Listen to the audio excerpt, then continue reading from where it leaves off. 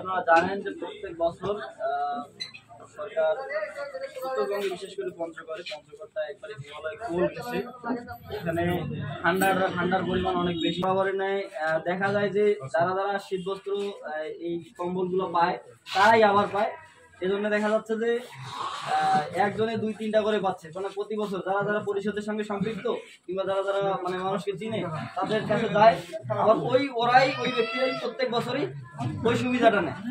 তো সরকারের কথা হচ্ছে যে প্রত্যেক ব্যক্তি যাতে এই সুবিধাটা পায়, যারা এই ক্রাইটেরিয়ার মধ্যে পড়ে, যাদের প্রয়োজন তারা যাতে এই কম্বলগুলো নিয়ে শীত নিবারণ করতে পারে। কিন্তু একবার তোষক তৈরি করে দেওয়া মতো সিস্টেম, এটা হচ্ছে যাতে একটা শীত কাটে এইরকম সিস্টেম।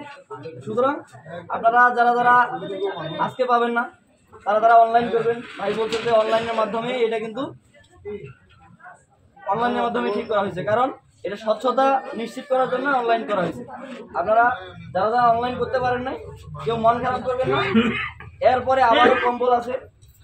আপনারা যারা অনলাইন করতে পারেন নাই তারা অনলাইন করবেন, কিন্তু একজন ব্যক্তি একাধিক কম্বল যাবেন না, একাধিক জনের কাছে যাবেন না, এটা আমার অনুরোধ থাকবে। কারণ জাপানে একটা নিয়ম আছে যে তারা যখন তাদের যে উন্মুক্ত হচ্ছে যে তারা যদি কোনো কিছু সহযোগিতা দেয়, ত্রাণ দেয়, সেটা হচ্ছে তারা এইভাবে রেখে যায়। যেমন কম্বল দিবে, এখন তারা কিন্তু একদম 500 কম্বল রেখে গেছে। তারা এখানে কোনো আয়োজন করবে না, কোনো লিস্ট নাই, কোনো কিছু নাই। তারা যার যেটা লাগবে, ওরে একটা লাগে একটাই নিয়ে যাবে, বেশি নিবে। এটা হচ্ছে জাপান, মানে পৃথিবীর সবচেয়ে সভ্য দেশ জাপান। এই জন্য একটা লাগে তারা একটাই নিবে, তারা বেশি নিবে না। তাদের নিয়ম হচ্ছে যে অপরজনকে সুযোগ দিতে। এই জন্য কিন্তু জাপান পৃথিবীর ভিতরে অন্যতম সভ্য দেশ। এই সভ্যতা কি শুধুমাত্র জাপানই শিখবে? আমরা শিখবো না? আমরা কি সভ্যজাতি হবো না? আমরা কি উন্নত কান্ট্রির বসবাসকারী লোক হবো না? আমরাও উন্নত হতে চাই।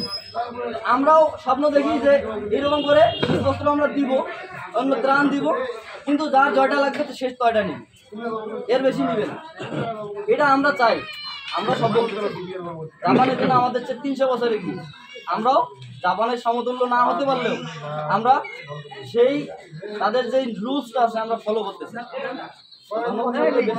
অনেক ঠান্ডা করতেছে, আপনারা মহোদয় আছেন। আসসালামু আলাইকুম।